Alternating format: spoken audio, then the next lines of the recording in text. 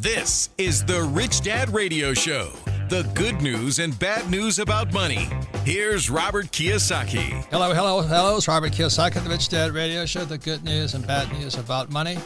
And we're broadcast from Scottsdale, Arizona, where it's either heaven or hell. And right now it's approaching hell.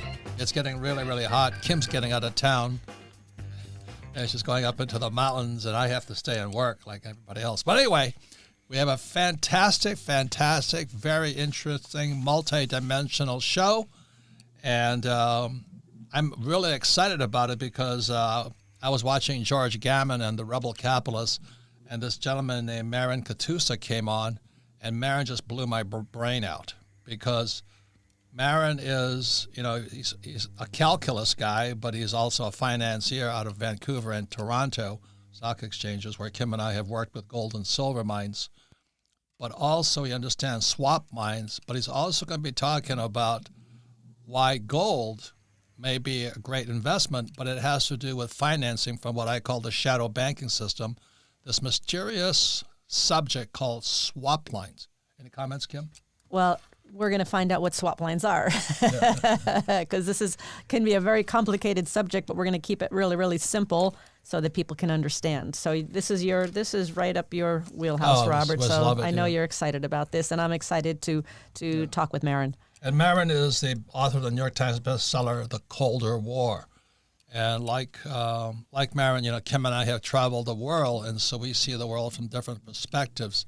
So this is a very important show, especially if you're interested in what's going to happen to gold. But what's going to happen to gold happens below ground in what's called the shadow banking or the swap line business that very few people know about.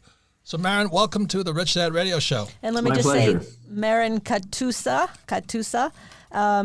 he's at 27. This was fascinating. At 27, he helped co-found and build Canada's third largest copper mine. And over the last 2 decades, Marin's become one of the largest financiers of publicly listed Canadian companies by raising over $2 billion in financing, debentures, and debt.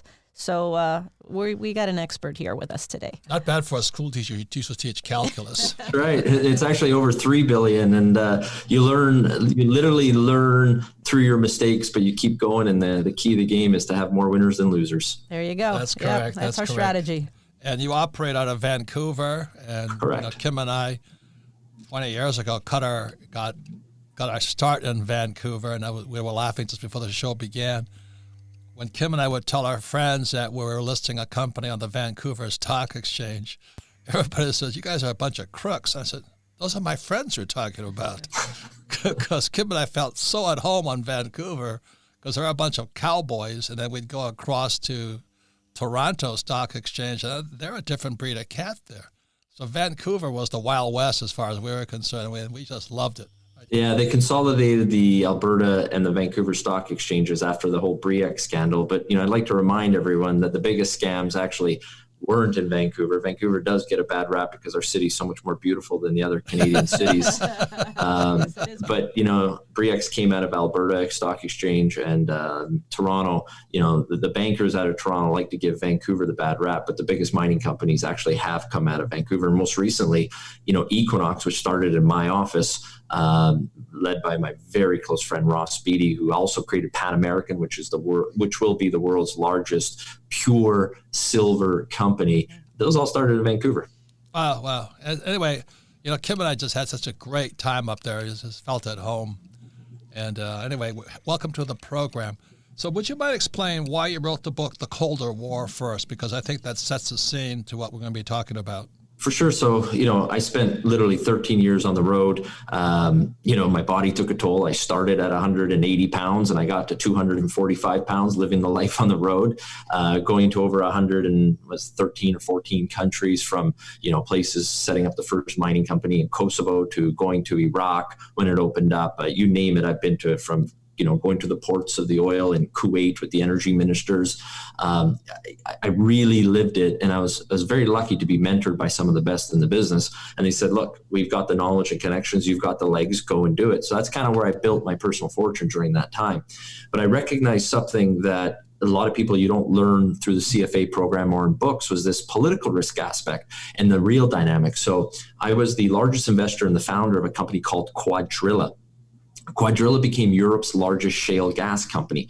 And when I really got into it, a very famous guy said, Marin, you got to be ahead of the game because you're so young. How are you going to compete with conventional oil and gas? So one of my geology professors at university was a guy named Dr. Mark Buston, who is the world's leading authority on shale gas. And I kind of put two and two together, being lucky and saying, I can't compete with all the bankers and the companies on conventional oil. But in 2005, people weren't talking about unconventional oil. So I pitched Mark to come leave the university, come work for me. And that's how we started Quadrilla. And that's when I saw the real dynamics. It started with Gazprom, where they were funding the anti-development of unconventional because they really had Europe, essentially, they had Europe by the balls. Okay, you look at the UK, Germany, over half of their natural gas and energy supplies were coming from the Russian, essentially the Soviet pipeline distribution system. And that was the lifeline for Russia, was their oil and natural gas. So that was the beginning of where I went, wow, I can't believe all this, these NGOs are being funded by, former communists against the West freeing themselves from this energy dependence on, former Soviet. And then I looked at uranium, for example. 1 in every 10 homes in America is powered by former Soviet uranium mines. And I went, whoa, the average American doesn't know this. So as I was traveling more, meeting all these people, I started connecting with the companies, visiting all the assets, and whether it's in Kazakhstan or Russia, Uzbekistan, all these areas, and we're realizing that the average person has no idea how dependent we are on the emerging markets and the geopolitics involved. So that was essentially the basis of the book. Yeah, and that led me to the swap lines. Yeah, please pay attention to what Marin just said, because it's out of sight of most people's minds what he's talking about here. But also, wasn't Uranium One a Canadian guy who worked with the Clintons to put that deal together? So that's how Russia bought our uranium resources also. Yeah, so that's in Wyoming. I've actually been to the mine. So that's an ISR, in situ recovery mine. So Energy Metals merged with Uranium One. That's how Uranium One got the assets. It was through Energy Metals. And then when the Russians bought it out, or I think it was around 2011 and 12, it finalized. That's essentially what happened. Those assets were part of the package. But the real reason the Russians, the media, I was on the front page of the New York Times because of this article. The media loves the whole Clinton angle and all that. That mine isn't producing today in Wyoming. The real reason the Russians bought Uranium One was for the actual assets in Kazakhstan. That was the real reason they bought it. But there's no doubt at one point, more American-produced uranium was owned by Russians than Americans when it was producing, which is insane. Never knew that. Never. And there's one more thing. We're at war right now between Saudi Arabia and our fracking system in the States, aren't we? Correct, totally. And what people don't truly appreciate is the Russian setup is obviously supported by their government. Like, think about what a private company in America or Canada have to do for permitting versus something in Saudi Arabia, which is Saudi Aramco, which is completely state, even though they say less than 5% is owned by others. Look, it's controlled and supported by the government. Same thing in the Russian. So, when you talk about free market versus government subsidized, there's a lot of angles here that people truly aren't appreciating. Right. And if anyone thinks, like, here's something so insane. Do you know that Canadians are still importing Saudi oil on the eastern coast rather than producing it domestically? And we have huge reserves of oil in Canada. But the politics, the average Canadian and American don't understand. So when they're trying to prevent development, in the North American technology, both Canadians and Americans, we have the highest standard of environmentalism on all these developments, but yet they're preventing the development of these assets here at home for good, high-paying jobs here, but we're importing and using resources, energy, oil, uranium from countries that aren't keeping the first environmental standards at the level we are. It's just half-ass backwards. And are you saying, Marin, that's all politically driven? People are making deals with each other. They want totally. They want power. They want. How come no one asks who's funding these NGOs and environmentalists? Like, what's the agenda here? There's so much to the game behind the scenes. Right. You talk about the shadow banking. What about the shadow politics of it all? Anyway, we could go on forever, and I'm going to keep it simple for me. But Like I said, you're on George Gammon's show, and I love that guy because he's the only guy that can draw a diagram of the shadow banking system, because it's so shadowy. But anyway, would you explain? So can you first just define, the two of you, what shadow banking system is? Go ahead, Marin. You're better than I am at that. Sure. So when you look at, let's start with how the swap lines were started. It was actually in the 1913 Reserve Act that Congress passed. It was never intended to happen. The shadow banking evolved as a short-term solution that really got out of control. So in 2008, when the global financial crisis happened, there's actually a government testimony of Bernanke trying to answer the questions about the swap lines and the shadow banking, and he couldn't answer it. He kept going like this. You can just Google it. It's all there. And he kept going back to his, and then the lawyers are whispering in his ear the answers, and they've never done this before. So the clause that created the swap line wasn't actually an intention. And here's the craziest part of this, okay? So think about, so there's 15 central banks around the world. Now there's over 200 central banks, but there's 15 central banks that have been granted swap lines. To be you got to granted, explain what a swap line is as well. Wait. One more thing. 1913 is important because that's when the Fed was created, but it was also when the IRS was created. That's and right. That's what people cannot see because it's below the surface. Like you see Bank of America on the streets, and you see Wall Street, and you see Charles Schwab on the street. But below that whole ground level is these massive lines. It's like an oil refinery underground. All these lines running everywhere. There's cash flowing in this direction, cash flowing in that direction, but mom and pop never see it. And that's correct. the shadow banking but system. Mom That's a and shadow Pa are paying, banking system. but mom and pa are paying for it. And here's the wildest point. So what this essentially happens is a swap line is a lifeline. Think of it as a line of credit, unlimited. Here's the craziest part. So think about all the media attention and nonsense everyone had to see in the news and on their social media regarding the $2 trillion stimulus between the Democrats and the Republicans and all the BS between that. We're at $500 billion already in the first month of these central banks being granted. That's foreigners. So the Americans are subsidizing the demand for US dollars in these foreign countries. So if you want to take Bank of Japan has already drawn down over $225 billion in the first month of being allowed to. And they're US done dollars. of US dollars from the Fed. Mary, let me just say it another way. Bank of Japan, their central bank, doesn't have dollars. So the U.S. lends them the dollars so they can pay us back. Is that basically it? And here's the scheme when you want to talk about the shadow banking or the friendly agreement. There's 7-day loans or 84-day loans, so 12 weeks. So that's kind of where it's at. And you look at the interest rates being paid, they're not getting paid back.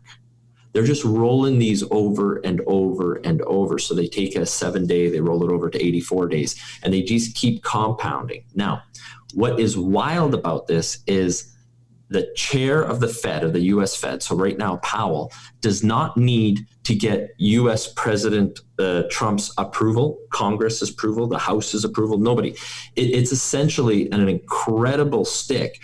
But the swap line nations that have this lifeline, they have to agree to the terms and conditions. And essentially, it's America saying, hey, you're our ally. We'll back you. If you're short of US dollars, we'll create a swap line, a lifeline, a line of credit, unlimited. So, but what the serious implications here are is Trump's done all this work for Boeing to subsidize because it's one of the biggest companies in America. Think about all the jobs and just the logistics of the country. So he's going to prop up the company Boeing. But at the same time, almost $200 billion has gone to the European Central Bank that then funds that. They take those US dollars because the Airbus, so, the Boeing equivalent of Europe, which is being subsidized by the French government by access to these swap lines to compete with an American company. That's what Powell isn't thinking, where the dynamics get really crazy, where it's the American people that are funding the cannibalism of their own industry. So if Trump really wants to, make America great again, he has to close these loopholes that the Fed has unintentionally created because it was never intended that way. So if you look at, countries like Mexico has a swap line, Canada has a swap line, Australia, Sweden, Norway, these are American allies. Now, do you think Russia or China are going to get swap lines? No. Well, Marin, we need to take a break, but everybody understand this, because this is the underground, what people do not see. And this is a very important program, and we're doing our best to keep it as simple as possible. So when we come back, we'll be going more into Marin Katusa and how these swap lines may impact the price of gold eventually down the road. So we'll be right back. Welcome back, Robert Kiyosaki, the Rich Dad Radio Show, the good news and bad news about money. You can listen to the Rich Dad Radio program anytime and anywhere on iTunes, Android, or YouTube. And please leave us a comment if you like the program. And all of our programs are archived at richdadradio.com. We archive them for one reason, is we don't sell anything. We are a pure education company. We talk about things, we don't sell it, but we do want you to get further educated. So we archive them at richdadradio.com so you can listen to this program again, especially this program. Because what you're hearing about today, less than 1/10% will ever understand what we're talking about. So go to richdadradio.com, listen to this program again. You'll learn twice as much. And then let's have your friends, family, and especially business associates listen to this program and discuss it. Because what you're hearing, nobody else is hearing about today. You're going to want to listen to this show more than 2 times because there's a lot going on here. And we're going to have to invite Marin back. Yes, our guest today is Marin Katusa. He's the best-selling author, New York Times bestseller, The Colder War. And at the age of 27, he helped co-fund and build Canada's third largest copper mine. And over the last 2 decades, Marin's become one of the largest financiers of publicly listed Canadian companies by raising over $3 billion, not $2 billion, $3 billion in financing, debentures, and debt. So he's a pretty smart guy. His website is Katusa, Katusa research.com. And not only that, he's a high school math teacher who taught calculus, who saw the light and went into the dark world of the Vancouver Stock Exchange, where Kim and I cut our teeth 20-something years ago.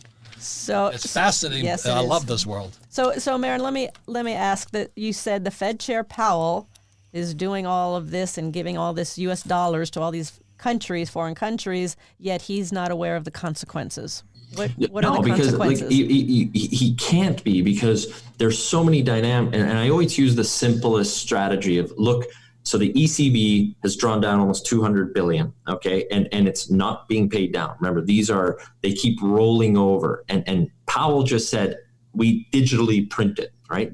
That's a quote from him directly. So what happens now is the U.S. Marin, 1 second. So the European Central Bank is out of dollars, because correct. I think 80% of the debt in the world is financed in U.S. dollars. So when a bank like the European Central Bank runs out of dollars, our Fed extends a swap line, which means we lend them the dollars so they can pay us back. Exactly, but they're not paying it back. This is the whole point. They just keep rolling it over, right? So the debt keeps growing. But what does the European Central Bank or the Japanese banks do with these dollars? Well, it's not like the bank needs them. It's the biggest companies in Europe, such as Airbus, which is the Boeing equivalent, which has been subsidized for years. That's what the whole battle's been about. And what they do now is they take those US dollars, convert them into the euros, prop up the debt of a company like Airbus. They subsidize that manufacturing of those buses. And specifically now, when the airline industry is on life support, they're using US dollars from the US Fed to put the lifeline into the European airline industry, which is directly competing with American Boeing. That's just one example of many. Think about the impacts. Like, this is huge. Like, there's over 80 countries have already asked for swap lines. Turkey's openly begging for them. But you have to agree to the terms and conditions. This is the power. America has a big geopolitical stick, and this is in the next 5 years going to be the biggest stick that the American foreign policy can use because of the shortage of US dollars globally. So you look at what's going on in any parts where they're producing gold, silver, natural resources. We joked, Robert, before we came online, God created gold, but the devil spread it around the world. And when you look at some of the places and the regimes that are in control here, things that we've talked about a month ago, today, Zambia has declared that gold is a strategic asset. Well, of course it is from a government standpoint, because it's the purest form of money. And they're going to nationalize the mines. It starts with the gold, then it'll go to the silver. And all I'm trying to educate... Are these mines now owned by foreign corporations? Correct. They're all owned by big companies, take them and nationalize them. Exactly. And this is what I'm trying to educate people is the risk isn't priced into the market. Some of these, for example, like on my website, I put the stuff out for free just to educate people.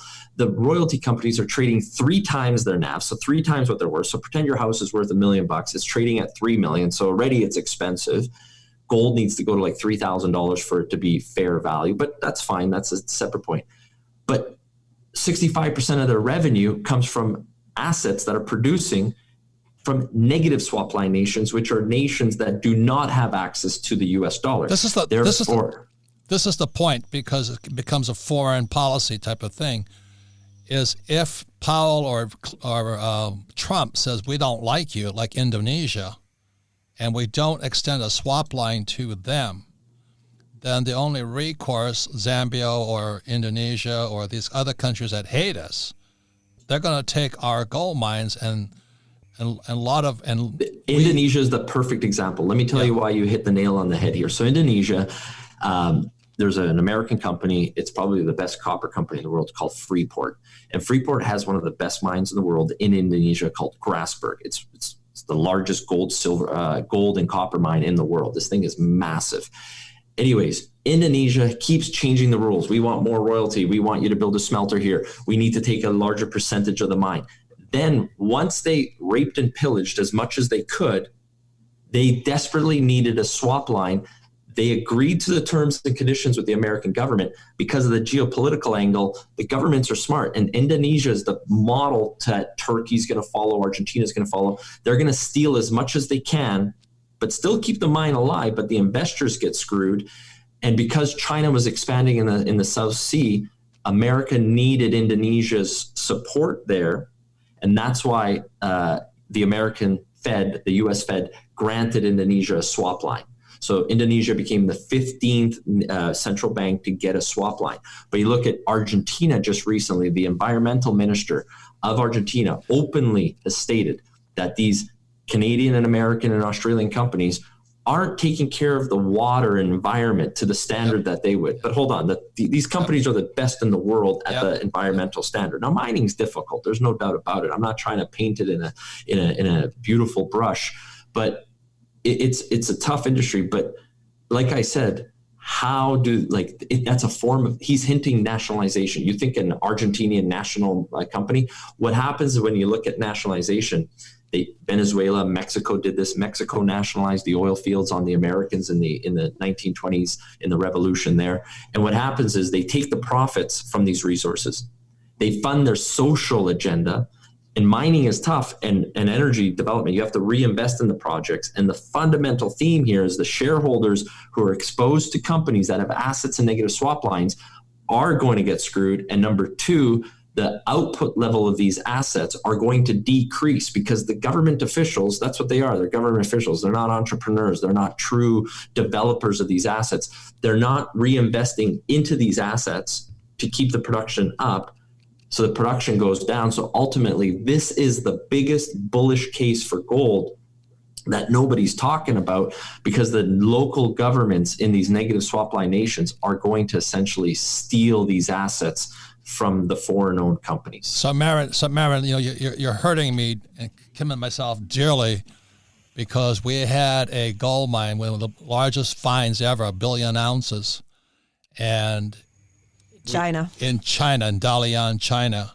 We floated it on the TSC, the Toronto Stock Exchange, and as soon as it was proven, it went from exploratory to proven, China took it from us, and they nationalized it. It means they just stole it, and the reason is because we were polluting the water. So everything you're saying, right now, I need to go outside and vomit. It hits Well, home. you know what? You've lived what is happening, and Yes. these foreign countries are going to use the tagline that investors in the West are forcing these companies to live by, which is ESG, environmental, social governance, right? First of all, who gives a social license? It's an infinite loop of questions. You can't get a social license. It's a never-ending process. But this ESG concept is going to be the secret weapon that these local countries, these negative swap line nations, are going to use to nationalize. And China, like you pointed, like a lot of people don't realize, China is the world's largest producer of gold, and 0 ounces get sold into the international markets. It all gets sold in China. Right. So when you look at Russia, a major producer of gold, none of it gets sold. They're a net buyer of gold, of also other people's gold. Then you look at someone like Canada. We are a major gold producer. We're a top 8 gold producer in the world, and we own 0 gold. Our central bank has sold all the gold. Like, we literally have no gold. This is that whole point on this whole thing, is that the swap line is the money system. And if we like you, we give you a swap line. If we don't like you, you don't get a swap line. And the reason to say gold is God's money, but the devil distributed it, gold is found in some of the most inhospitable people who hate America the most countries, which is why the price of gold should go up. But there's one more thing that people do not realize, is that if you own, everybody right now is running into gold mining shares, but if the gold mining company is in one of these countries with no swap line and hate America, what's going to happen to the price of the mining company shares? Exactly. And you and another individual are the only ones that have reached out to me and said, holy, like, you've just blown my mind with this concept. The other individual is one of the largest investors in America, by the way. And what people think, this is across religions. It doesn't matter if it's in a communist state or a atheist state, a Christian state, a Muslim state. It doesn't matter. It's going to be across the board, because it's about a shortage of US dollars in a deflationary environment. And the first thing they can go after, because the Western media will be like, that damn mining company, they polluted the water, like the example you gave in China. ESG is what the foreign countries are going to use. Argentina's already hinted on that. Zambia has already said it's a strategic metal, and we want to keep the ESG at the world-class level. Last time I checked, I think the Americans are going to keep it at a higher level than the mining companies. And Marin, Zambia. At the break, you were talking about Hong Kong and what was really going on in Hong Kong. What's going on there? So you look at the access of swap lines. So this is developing into a G2 world. So it's America and its allies. And you can already see who its allies are, because who got swap lines, right? There's 15 central banks that have it. And then the rest of the world is the battleground now. So China and Russia are really trying to work with developing a alternative to the US dollar swap line, lifeline. And to do that, the Chinese are preventing the flow of capital out of China. Look at Vancouver real estate as a perfect example. To do that, the domestic, like the Chinese money, the underground shadow route to get the money out of China was Hong Kong. And that is precisely one of the main reasons that our media isn't talking about why China's going after Hong Kong, if you look at what's going on right now. And that's essentially how they're going to nationalize it. And now China's diverting the world with, not just COVID, but this battleground of India with this border dispute. When's the last time really we've heard about a border dispute with India? But that's front page news. But nobody's picking up what's going on really right now in Hong Kong. And it's about the wealth of China fleeing out to get into America and a true free system, because once that money's trapped, it's the new Iron Curtain, if you want to call it. So if they nationalize Hong Kong, the money stops flowing out of China. Correct. So we have to have you back, Mark, because this is such a massive subject, But this is my question. Guys like Jim Rickards are calling for, gold to go 5,000, 10,000, and I hear all the things. But what you're saying now, with the swap lines being cut and our other countries hate us and they're inefficient, do you have any forecasts on the price of gold and silver in the future? So Jim Rickards is a buddy of mine. We talk. I've looked into what his son's doing with the water products in the Middle East. Smart guy, super smart guy. To answer that question, I think we first have to discuss two things: time frame. But the other thing I like to call it, we trademark this term, there's a millionaire, there's a billionaire, but a lot of people want to become a bullionaire, right? With their bullion, their gold bullion. And I always remind everyone what happened to America's first billionaire, which was Bernard Baruch. At that point, he was the American who held the most amount of gold bullion. It was a little over 2 tons of gold, which is about 75,000 ounces of gold. It's over $125 million of true wealth today. And when 1933, the first major executive order that President Roosevelt made on April 5th was you have to surrender the gold at $20.67. The international rate, Robert, at the time was about $29 US dollar equivalent in Europe. But the American government, whether you had a safety deposit box or anything, they seized everything and they opened up the box and said, you got gold, you got to sell it now at $20.67. Then on January 30th, the U.S. Gold Reserve Act came out, and that's when he repriced the gold to $35 an ounce. Right. And it was a 69% increase like that, and he needed to bring inflation. The only thing I'm trying to warn everyone who does own bullion, and you need to own bullion, first of all, don't tell your friends about it. Don't flaunt it. Don't show it off. But be very careful where you store it, because another thing, I think another step that these negative swap line nations are going to do is take a page out of Roosevelt's book and force people. And remember, they how America did it, they actually made these guys testify. They went to the gold miners and the bullion dealers and said, show me who you sold all your gold to. And then they went to those people and said, you have to sell it to us. That's what's going to happen to places in negative swap line nations, because gold is pure money and it's the quickest way to get access to US dollars. And if they do that in a local currency, like in Turkey, if you produce gold, you can't just sell it to a smelter outside of Turkey. You got to sell it to the fixed rate to the government in their lira, in their local currency. Then you get dinged on the tax and it's a lower rate. Then you got to convert it to US dollars. You get dinged at the government rate, just like in Argentina. So the governments are going to clip and cut from each angle. So I believe in being a bullionaire. I believe in owning bullion, but I think before gold has its massive, incredible run, and I think Rickards is right, it's going to hit that $5,000 price. We're going to see a lot of volatility. I think that 5 years is the time frame to get to 5,000, but you're going to see a lot of nations call it a strategic asset and do exactly what America did in 1933 and force its citizens to surrender or nationalize their gold at the fixed rate in their local currency, then reprice it at the higher price. So you want to be able to hold it and survive to get to that 5-year time frame. You're the best, man. You're the very best. I'm so glad you came on this program. I want to thank George Gammon. That guy is fantastic. George is great. He's fantastic, But anyway, thank you very much. Well, we have to have you back because you're talking about something I don't think anybody else knows about. So, Marin, thank you very, very much from the Rich Dad Radio Show. See, that just went against your theory about us Canadians. That's right. That's right. And you have a lot of resources at your website, right, Oh, Marin? yeah. This is all free. I'm not trying to sell anything here. Like I started as an educator. It's my passion. It's my love. Right. And you know what? One last thing I'd leave you with. It's not just your viewers. I know the executives of the largest producing gold companies in the world. These are my buddies. And not a single